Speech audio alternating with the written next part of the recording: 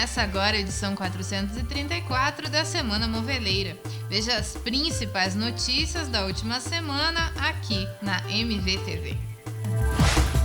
Neste bloco, vamos mostrar como está a reabertura do comércio em todos os estados brasileiros. Enquanto aguardam a reabertura do varejo, moveleiros reclamam das dificuldades para acessar crédito. Bancos públicos e privados estão mais exigentes em momentos que deveriam ser mais flexíveis para garantir a recuperação das empresas. Móveis de Valor de Abril já está disponível para leitura na internet. A edição está imperdível.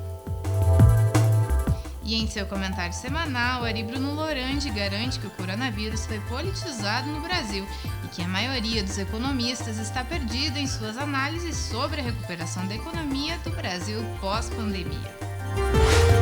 Veja agora na Semana Moveleira, o único telejornal do setor há 8 anos na web.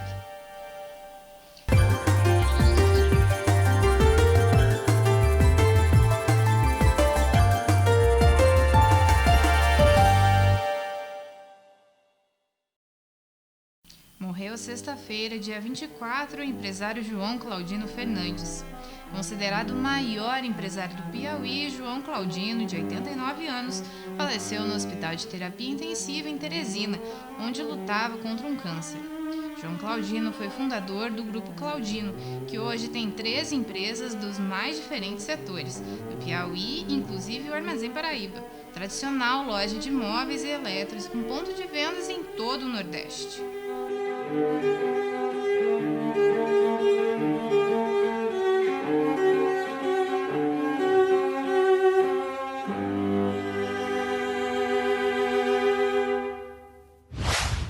Uma pergunta que todos querem saber a resposta: quando as lojas físicas voltarão a abrir as portas?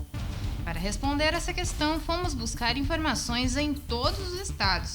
E o que descobrimos é que existem regiões onde não há sequer um plano mais consistente sobre isso.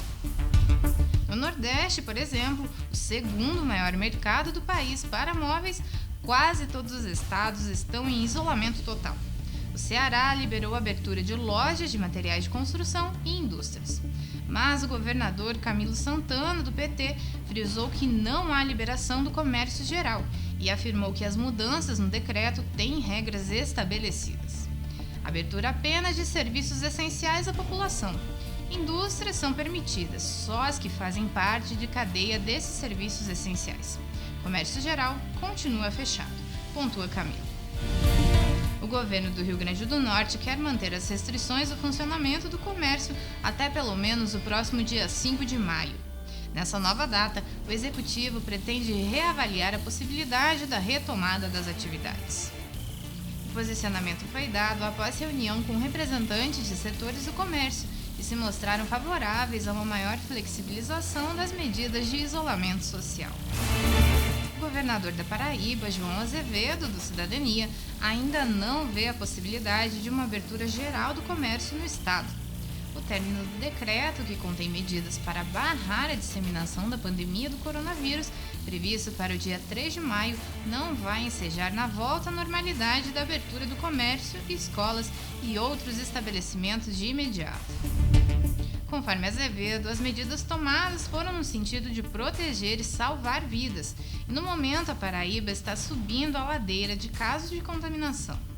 Portanto, o governo estará, a cada 15 dias, refazendo as avaliações para tomar as decisões com tranquilidade, e a abertura geral será feita com base nas informações científicas da Organização Mundial da Saúde e de uma comissão de saúde, que estão orientando o Estado nesse processo. O governador do Maranhão, Flávio Dino, do PCdoB, prorrogou o decreto mantendo o fechamento de serviços não essenciais, como bancos e o comércio, até o dia 5 de maio. Flávio Dino ressaltou que para a abertura do comércio, no dia 5 de maio, é muito importante todos continuarem seguindo as medidas sanitárias necessárias. Dino ainda radicalizou o discurso. Disse já ter em mãos um decreto pronto de lockdown, fechamento total de atividades, se a taxa de ocupação dos leitos hospitalares no estado alcançar 80%. Na contramão das orientações do governo do estado da Bahia e de muitas prefeituras, como a de Salvador, algumas cidades do interior baiano decidiram reabrir seu comércio nessa semana. Entre as cidades que decidiram pela reabertura de lojas estão Feira de Santana, Eunápolis, Barreira e Valente. Após um mês de portas fechadas, as lojas do comércio e de serviços com até 200 metros quadrados reabriram no dia 21 em Feira de Santana, a cerca de 100 quilômetros de Salvador. Em entrevista ao Jornal da Manhã, o prefeito Colbert Martins explicou que decidiu possibilitar que os estabelecimentos comerciais voltem a funcionar, porque eles conseguiram achatar a curva de contágio da doença. O governo de Pernambuco prorrogou até 30 de abril o decreto que determina o fechamento do comércio e demais atividades consideradas não essenciais para conter a disseminação do novo coronavírus. A prorrogação da medida, que entrou em vigor no dia 22 de março, foi anunciada pelo governador Paulo Câmara. Pernambuco é o segundo estado do Nordeste em número de casos de coronavírus, com quase 9% de todo o país. O governador do Amazonas, Wilson Miranda Lima, do PSC, prorrogou até 30 de abril a suspensão do comércio não essencial. Decreto publicado no dia 21 especifica que ainda não está suspenso o funcionamento de estabelecimentos como padarias, supermercados, drogarias e farmácias, bem como os estabelecimentos comerciais de serviços essenciais. No Pará, o governador Helder Barbalho, do MDB, emitiu um decreto no dia 20, em que recomenda o horário de funcionamento de estabelecimentos no estado. A medida busca diminuir a contaminação pelo novo coronavírus. De acordo com o governador, fica recomendado que o comércio varejista, por exemplo, pode funcionar entre 10 horas e 20 horas. A região centro-oeste é a que tem apresentado mais flexibilidade. Com apenas 3,7% de contaminados, os estados de Goiás, Mato Grosso e Mato Grosso do Sul, além do Distrito Federal, mantêm atividade de comércio de maneira mais flexível.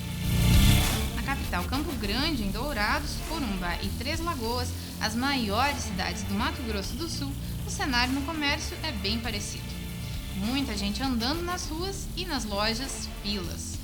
As prefeituras afirmam que fazem a fiscalização, mas que cabe a cada comerciante orientar e fazer as determinações impostas em decretos aos clientes. Nas agências bancárias e loterias, filas também. Muita gente próxima uma da outra e várias em busca de benefícios do governo.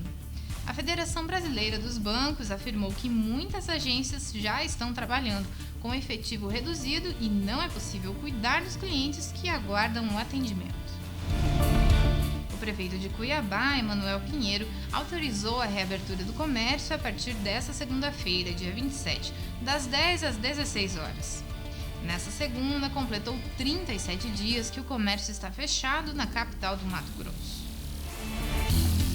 As atividades industriais, que estavam proibidas, poderão retornar às atividades a partir de 11 de maio, mas 3 dias por semana, com turno máximo de 10 horas e revezamento de equipe.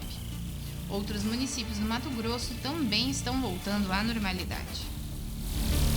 Goiás decretou dia 20 a reabertura de comércios e igrejas, flexibilizando o isolamento social no estado que segue as mesmas medidas de abertura estabelecidas pelo governo do Distrito Federal. Passa a ser obrigatório o uso de máscara pelas pessoas ao saírem às ruas. Em diversos municípios, o funcionamento do comércio é mais amplo do que determinou o governo. Na sexta-feira, dia 17, saindo à frente, a Prefeitura Municipal de Lusiânia já havia publicado um decreto que permitia a abertura e o funcionamento parcial do comércio no município. Entre as atividades que retornaram na região, destacam-se bares, lanchonetes, restaurantes, sorveterias e o shopping local, o que gerou opiniões divergentes entre os moradores da localidade. Em Minas Gerais, mais de 150 prefeituras liberaram o retorno do funcionamento do comércio, mas o prefeito de Belo Horizonte, Alexandre Calil, do PHS, continua irredutível e ainda não há data para o comércio abrir as portas na capital mineira. Mais de 150 prefeitos já liberaram o comércio por iniciativa própria, porque eles entenderam que uma cidade sem casos de contaminação ou com uma propagação muito lenta não justificaria essas medidas, disse o governador Romeu Zema. A rede de comércio de 72 municípios do Espírito Santo já voltou a funcionar. As novas regras estabelecidas pelo governo do Espírito Santo já valem desde o dia 20, mas devido aos feriados, em grande parte dos locais liberados, a reabertura ocorreu somente a partir de quarta-feira, dia 22. Para a flexibilização, os comerciantes deverão cumprir algumas regras. O horário de funcionamento, por exemplo, passa a ser das 10 às 16 horas e todos os funcionários deverão usar máscaras obrigatoriamente, sendo mantida a recomendação para os clientes. A decisão foi anunciada pelo governador Renato Casagrande durante a entrevista coletiva por meio da internet. De acordo com ele, as lojas ainda devem manter o distanciamento entre os clientes, sendo um cliente a cada 10 metros quadrados. Na cidade do Rio de Janeiro, foram as milícias que obrigaram os comerciantes a abrirem as portas. Em nível de estado, o governo já havia autorizado o retorno do funcionamento do comércio desde o dia 7 de abril. Ao justificar a flexibilização, o governador disse que havia a necessidade de atualizar as medidas para reduzir o impacto na economia do estado. Em São Paulo, apesar da insistência do governador João Dória de permanecer com o estado praticamente fechado, muitas cidades estão com a indústria, comércio e serviços funcionando. Mais de uma centena de municípios já flexibilizaram o isolamento. O governador, por sua vez, garante que a reabertura do comércio só vai acontecer a partir do dia 11 de maio, mas a pressão sobre prefeitos deve antecipar essa data. Dória ainda ameaçou os prefeitos que pensam diferente dele. Disse que prefeitos e prefeitas devem, em obediência rigorosa à quarentena determinada pelo governo estadual até dia 10 de maio, sem qualquer medida de flexibilização ao isolamento antes do prazo. Ele ainda ameaçou buscar na justiça a manutenção da quarentena nos municípios, caso não haja entendimento por parte de mandatários. Apesar da ameaça, os prefeitos de Jaboticabal, Sertãozinho e São José dos Campos já liberaram o funcionamento do comércio. A atitude provocou um efeito dominó. Outros prefeitos da região, como de Taubaté e Jacareí, também sinalizaram por medidas semelhantes. No Paraná, todas as principais cidades do estado estão com o comércio em funcionamento. Em algumas, como Foz do Iguaçu, inclusive, os shoppings foram autorizados a reabrir suas portas na semana passada. Em Curitiba, a juíza Rafaela Mariturra, da primeira vara da Fazenda Pública, julgou extinto o processo na ação civil pública do Ministério Público do Paraná, que tentava impedir a reabertura do comércio da capital paranaense a partir do dia 17, conforme já havia anunciado o prefeito Rafael Greca. O governo de Santa Catarina anunciou o retorno gradual de atividades e serviços no estado, entre eles o comércio. De acordo com o governador Carlos Moisés, do PSL, essa retomada de atividades está sendo feita de forma muito responsável e calculada, inclusive com o uso de ferramentas que medem o impacto de cada movimento que o governo faz. Ruas do centro de Florianópolis ficaram cheias na manhã do dia 20, o primeiro dia da reabertura. Segundo a Guarda Municipal, o movimento foi de 70% dos dias antes da pandemia do coronavírus. O comércio também intensifica a retomada das atividades a partir desta segunda-feira, dia 27, em grande parte do Rio Grande do Sul. O novo posicionamento do governo do estado atinge todo o território gaúcho, com exceção da região metropolitana de Porto Alegre. A maioria das cidades tem comércio funcionando desde o dia 20. Veja a seguir. Enquanto aguardam a reabertura do varejo, moveleiros reclamam das dificuldades para acessar crédito. Bancos públicos e privados estão mais exigentes em momentos que deveriam ser mais flexíveis para garantir a recuperação das empresas. Móveis de Valor de abril já está disponível para leitura na internet. A edição está imperdível. Em seu comentário comentário semanal, Ari Bruno Lorandi garante que o coronavírus foi politizado no Brasil e que a maioria dos economistas está perdida em suas análises sobre a recuperação da economia no Brasil pós-pandemia.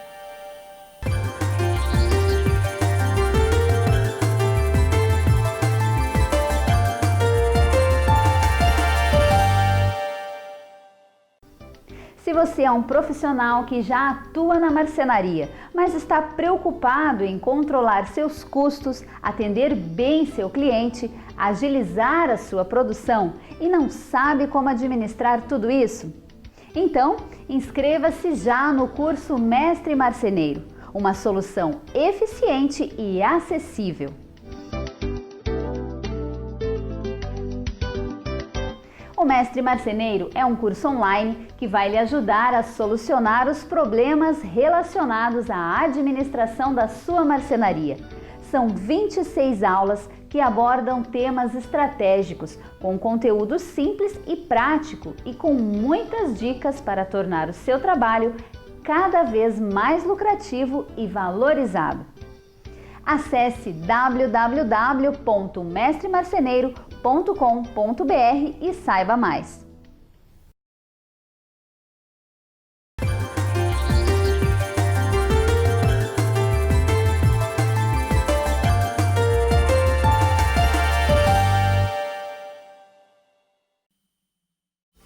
Dirigentes de entidades moveleiras reclamam das dificuldades impostas pelos bancos, públicos e privados para a concessão de crédito às empresas.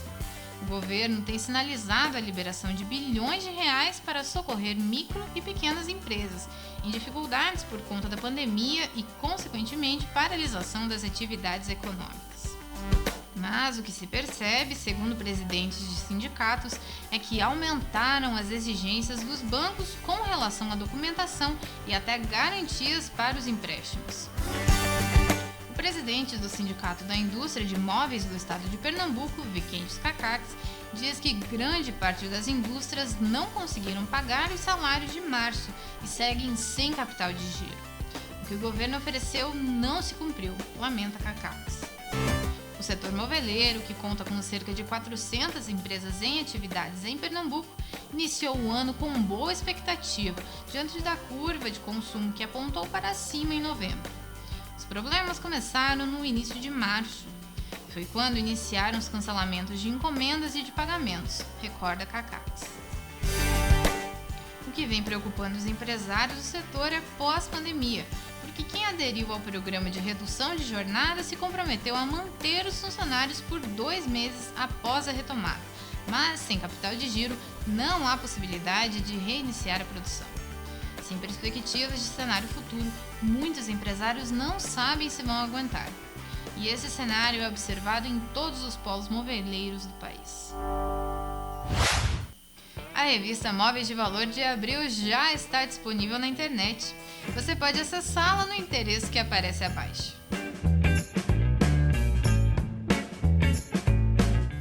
E a edição está imperdível, especialmente agora que as lojas de imóveis começaram a ser reabertas por todo o país. Tem uma cobertura especial sobre a crise do coronavírus, com a participação das principais lideranças do setor. A estreia do Habitat, um dos mais importantes projetos para alavancar a retomada das vendas de imóveis. Mas tem muito mais para você ficar bem informado e tomar as decisões mais acertadas para garantir os melhores resultados em vendas agora e depois da crise.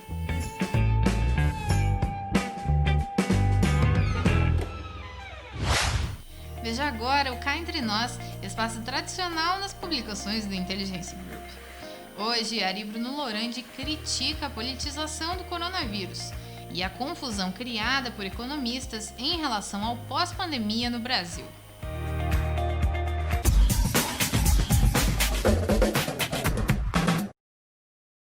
Olá! Se todos podem dar pitaco, por que não eu? Com certeza você já percebeu como todo mundo se dá o direito de opinar sobre tudo em momentos como o que estamos vivenciando agora. E os chamados especialistas se acham os donos da verdade. Mas basta observar com mais atenção e fica claro. O especialista aborda o assunto ao sabor do interesse, tanto seu quanto de quem está perguntando. E a grande maioria deles anda como barata tonta, cada um chutando mais do que o outro. A economia brasileira vai fechar o ano com PIB negativo de 1%. Não, de 4%. Mas pode chegar a 6%. Os comentaristas políticos, então, o que mais se ouve? O vírus não tem direita nem esquerda. Mas eu pergunto, então por que o vírus está escolhendo onde contamina mais ou menos? Para se ter ideia, na região Nordeste, onde 9 entre 9 governadores são adversários do governo federal, o vírus concentra 26% dos casos existentes no Brasil, com 27% da população. Na região Sudeste, a proporção é inversa. 53 a 42 a favor do vírus. Já no Sul, onde existe um pouco mais de alinhamento dos governadores com o Planalto, a proporção é de 14% da população e 7% dos infectados no país. É claro que isso é coincidência e eu estou apenas fazendo o que os especialistas fazem, dizendo bobagem. Mas, antes de me criticar por isso, deixa eu dizer uma coisa que é verdade. Fiz um levantamento em todos os estados para ver onde o comércio está abrindo e onde há maior resistência dos governadores, e o resultado você acabou de ver aqui na Semana Moveleira. Mas eu repito, no Nordeste há resistência para que a indústria, o varejo e os serviços voltem a funcionar normalmente em todos os estados. Embora apenas Ceará e Pernambuco tenham um número de casos que justifique o isolamento. A Bahia, por exemplo, tem proporcionalmente metade dos casos do Maranhão, mas só meia dúzia de cidades do interior estão com o comércio funcionando. São Paulo e Rio de Janeiro radicalizam ao extremo. É provável que, se depender do Dória, o comércio do Estado fique fechado durante todo o mês de maio. Se mudar isso, é por pressão dos prefeitos. No Rio, Crivella flexibilizou, mas o governador continua resistindo. Então, para concluir, o tempo dirá se alguém tem razão em tudo que se disse, mas é certo que há muita política e interesses no vírus, e não são só os chineses que têm interesse nisso. Até a próxima semana.